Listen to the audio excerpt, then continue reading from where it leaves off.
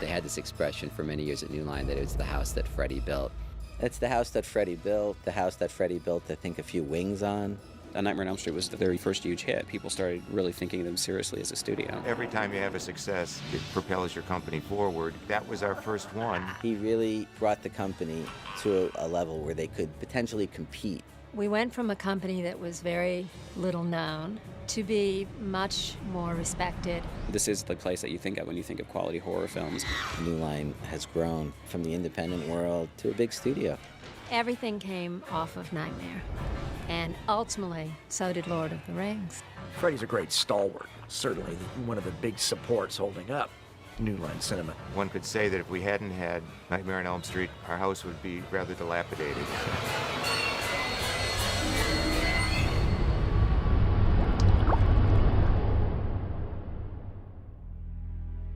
New Line Cinema was a couple of guys. It was Bob Shea and Sarah Risher. There was no New Line Cinema the way we know it today, where it's a huge organization. What I learned at New Line is you do everything yourself because you can't afford to hire a lot of people to do things. Their basic business was selling Reefer Madness, a couple other small films. If they sound weird, we probably distributed them.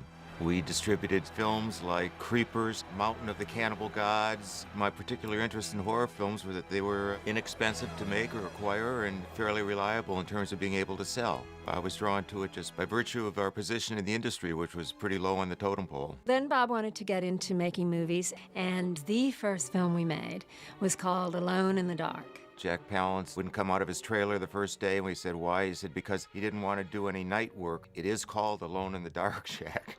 Jack Palance also announced that he was against violence, and so he didn't want to do any killing. So all he got to do was to menace everybody, and the other two guys did all the killing. It did satisfy an audience and find its audience, and that's the best part about being in the movie business. The first film that we released that really had the kind of success that we were hoping for was Nightmare on Elm Street. When I first saw Freddy, I was just scared to death. Burnt flesh and the glove with razor blades on the fingertips.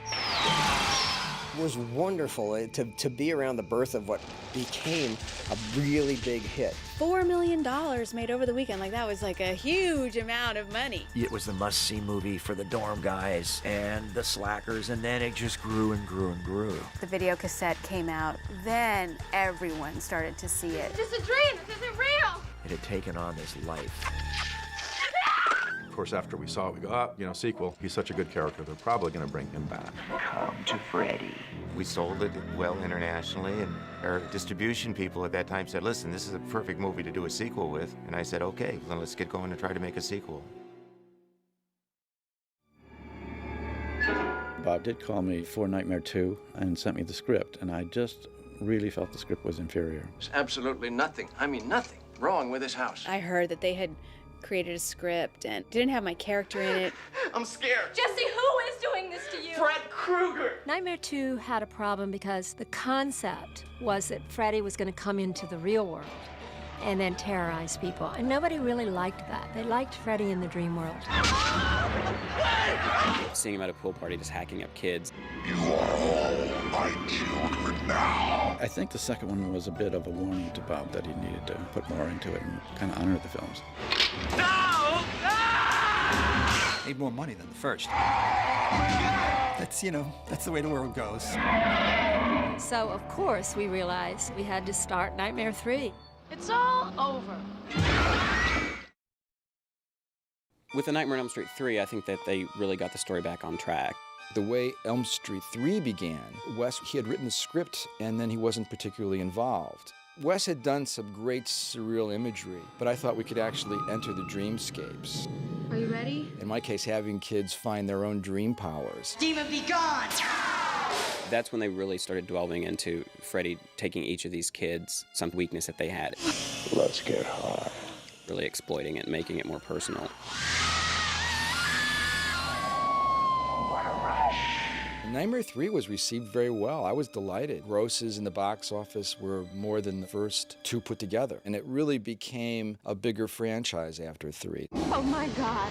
It's what every studio dreams of, is to have a franchise. Perhaps if there was more of me to spread around. And here we made a movie that had no intention of being one and then ended up going for 15, 20 years.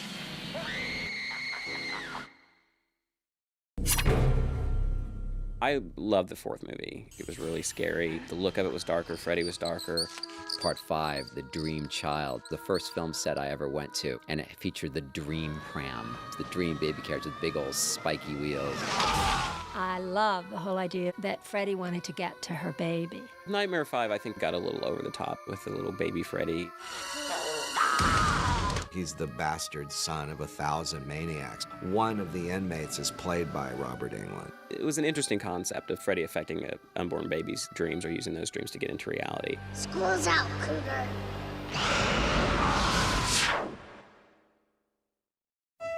Whenever you're the first in a line of successive projects, I felt very protective of the whole thing, you know, kind of like the mother hen. I didn't want them to make a bad one, that's for sure. We didn't have much else. You had to just find something, or otherwise we'd just be living from hand to mouth as distributors. It was all we had on our shelf, so we had to keep reusing it. The idea of, well, let's just kill him, like for good and for real, that had a lot of resonance. Time to die, you scar-faced limp dick! And what we ended up doing is hiring multiple people to try to come up with different takes. Call on one of your little friends. Maybe they could help. I brought up the idea of Peter Jackson, whom I knew from his early splatter films, and he did come up with a take. The title of it was called The Dream Lover, but at that point, the script that Rachel Talalay was supervising was in, and also was really strong and had this Freddy's Dead concept, and the idea that it was going to be in 3D at the end. I still remember the first test we had for VHS, and they gave us the glasses, and they said, okay, here's the test, and they showed us this footage. And when the test was over, we looked at each other and went, I didn't see anything. The technology just wasn't right there yet for the VHS side. Welcome to Freddy 101. What you have is the first film, which is unique and a groundbreaker.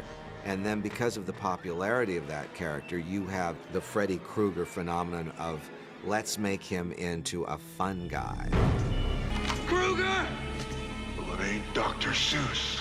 Wes gets a little ticked off by where we went in the series with the humor. No screaming while the bus is in motion. But Freddy's funny in the first one. He takes the face off of Tina and puts it on himself. Freddy. And he cuts his fingers off. I think with the third movie, that's where they really came up with the kind of one-line quip before he kills somebody. This is it, Jennifer. Your big break in TV. Welcome to prime time, bitch. He was still capable of killing you, but he did it and made a great joke at the same time. How's this for a wet dream? And of course, the subsequent movies, you have these enormous production numbers of dreams. Dreams in which Freddy Krueger can do absolutely anything that could be done in a Looney Tune. Told ya! Comic books was bad for ya! So Freddy Krueger is now the Henny Youngman of horror. And we just kind of forget that he was, of course, this child killer because he's so funny. Bon appetit, bitch! This is my favorite. The success of Freddy basically gave rise to New Line's merchandising department. Now, there's some great silly stuff that came out, the picture books and the posters. There were dolls. I still have all kinds of creepy Freddy dolls of all different sizes. Big ones, there was even some pull-string dolls. Something about a toy of Freddy is actually a very creepy thing. Welcome to Elm Street. The most fun part of it to me was Freddy becoming the most popular Halloween costume. Little kids had Freddy sweaters. To look out on Halloween and see little kids crossing the street in front of your car or whatever wearing Freddy costumes. There's something a little twisted about that. What are you dressed up as? The guy who murdered and molested children. What are you? The idea had spread beyond anything that we could contain at the time.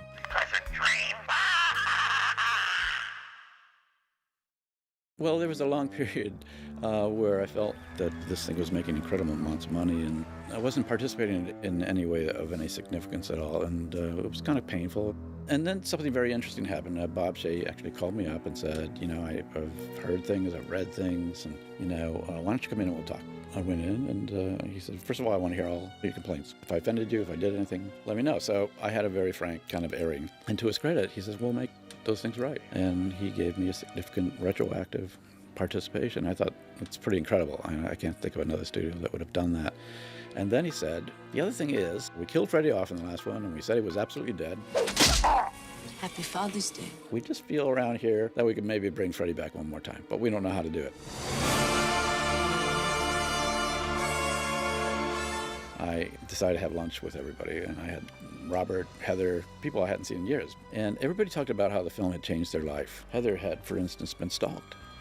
Leave us alone, you son of a bitch! And I was telling him like how it was just making me crazy and I was scared all the time. He started again.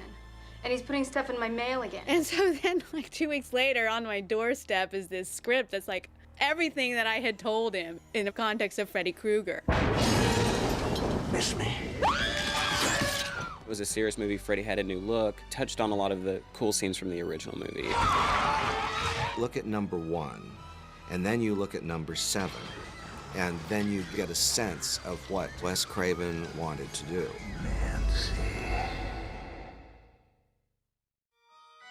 Nightmare really changed everything for New Line. Up to number 4, 3 and 4 were both well done, delivered the goods, and very much an important aspect of the company. The fact that you're successful exploiting and promoting and marketing a property lets other suppliers know that you could be a destination point. You've got the body.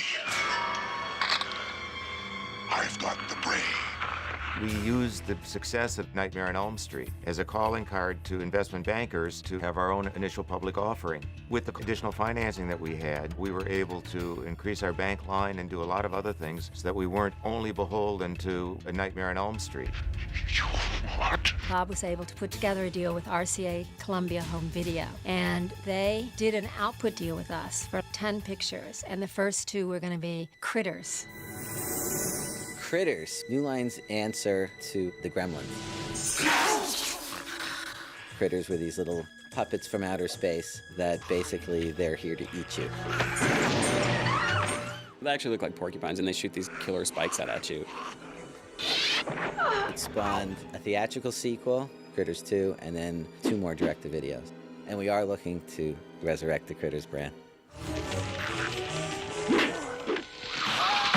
The Mangler, the killer washing machine. Really gruesome. Not that they showed you so much, but it was definitely a gut test. So of course, I'm like, oh, I think this movie's making me sick. We have to buy it. Man's Best Friend. That was the dog who had gotten injured, and they put all these parts in. It was like Terminator dog. The Hidden was a really intelligent sci-fi movie. The story was good, the action was great. Hidden alien-type creature. Are we talking spacemen here? Where it would look for its host and would turn into that host. It really wasn't just a shock movie. It was like a thinking person's horror sci-fi movie.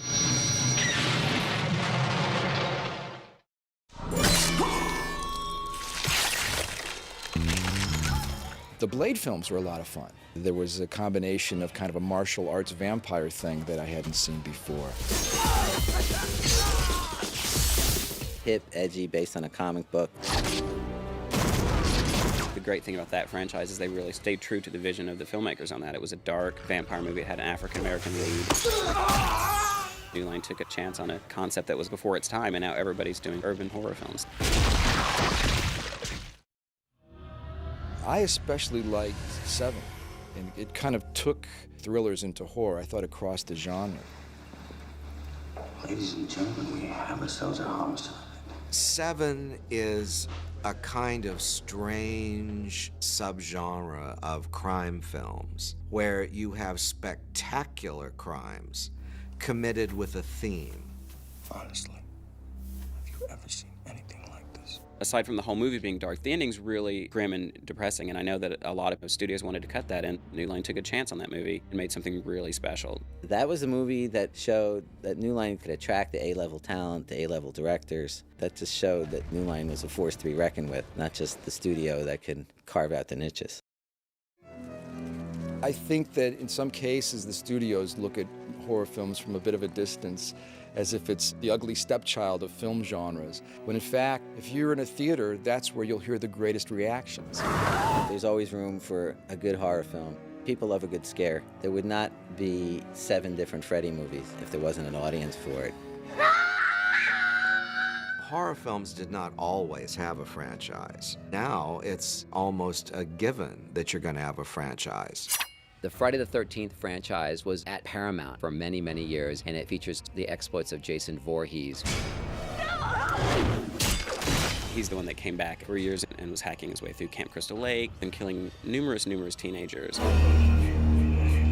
The Friday the 13th movies are strictly, it's just one formula. If you have an orgasm, you're going to have a spear put through you, literally.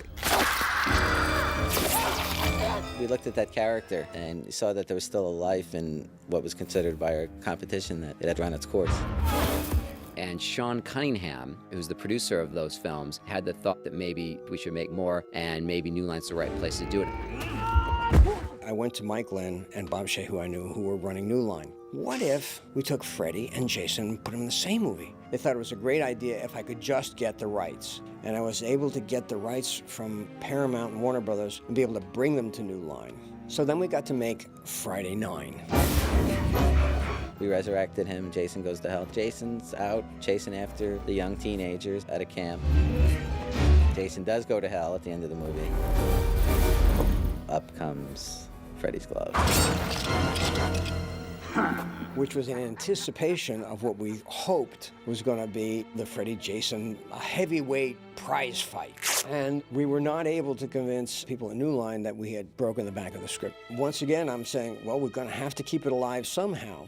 What if we did Jason in space? Critters went to outer space. Hellraiser went to outer space. Now Jason goes to outer space. Everybody would say, Freddy versus Jason, that's great, I want to see it. But then you read a script and you say, that's not very good. The rules are inherently incompatible. Freddy, it's the dream world, and how does he access people? Do they need to be asleep? Is he asleep? So how do you get Jason into dream world or Freddy into the real world? New Line really wanted to find the right story because you don't want to jump the shark on this movie because you could destroy both franchises. We developed Freddy vs. Jason for 10 years before we finally got a script that we liked enough to make. And when we made it, it actually was a great success. People were just so curious to see these two pop icons trying to duke it out in some sort of a world heavyweight horror match. It was worth waiting for because, Ronnie, you got it right. For the film to do over $80 million in the box office was just fantastic. I think it really surprised everybody. Also goes to show you that the horror fan base is very loyal, and they love both of these characters.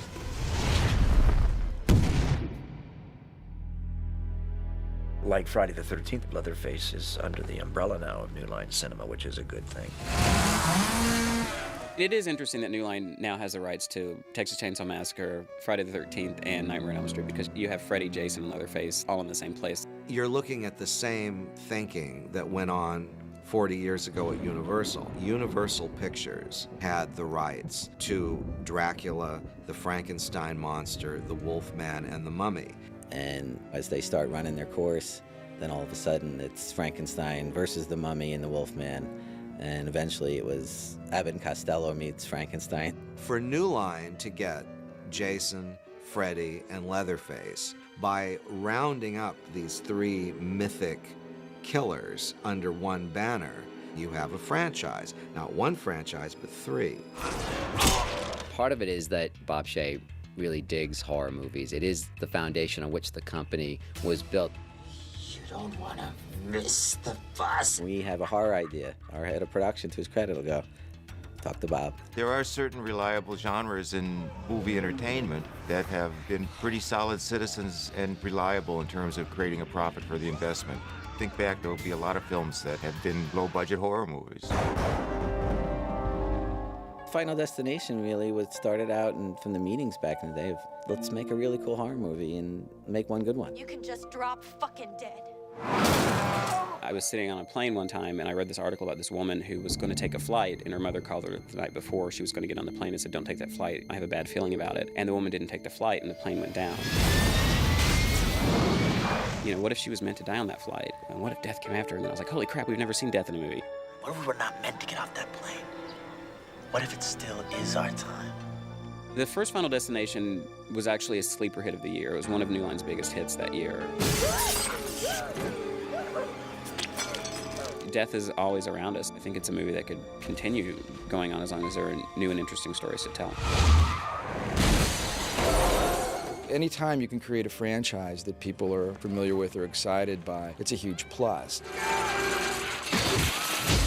The key thing is just to look for good stuff, and then the franchise will find you. I mean, Lord of the Rings is the classic example. No one here thought that was going to be a $3 billion kind of home run. Everyone sort of thought this will be good, but no one thought it would turn into the phenomenon it did. New Line Cinema is a studio that takes chances, and these chances, you know, more often than not pay off. And when they do pay off, you get really good films. One of the great beauties of New Line is to pick stories that have, at their core, something that appeals to an avid, motivated audience of filmgoers. Leatherface, Freddy, Jason, Pinhead, Michael Myers. Not our characters, yet the future's pretty exciting. I don't know if we'd see a Freddy versus Leatherface versus Jason versus Death. It's really hard to predict where horror is going to be in the future, but I'm sure New Line will actually be there making the good stuff.